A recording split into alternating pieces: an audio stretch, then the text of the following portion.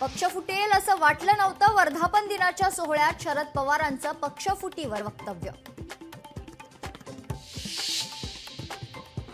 ज्यांनी जो मार्ग निवडला त्यांना शुभेच्छा, सोडून गेलेल्यांवर मी टीका करणार नाही.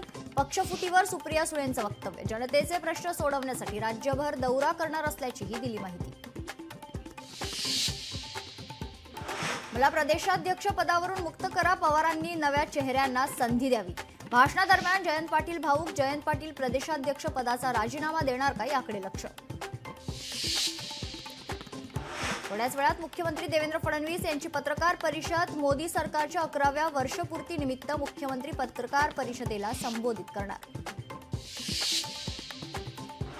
रायगडच्या विकास कामाच्या कार्यक्रमात एकनाथ शिंदे, सुनील तटकरे एकच मंचावर, तर रायगड पालकमंत्रीपदाचा तिढा सुटण्याची दाट शक्यता. राष्ट्रवादीचा वर्धापन दिन हा ओबीसी भटक्या विमुक्तांसाठी काळा दिवस. ओबीसी नेते लक्ष्मण हाकेंचं टीकास्त्र.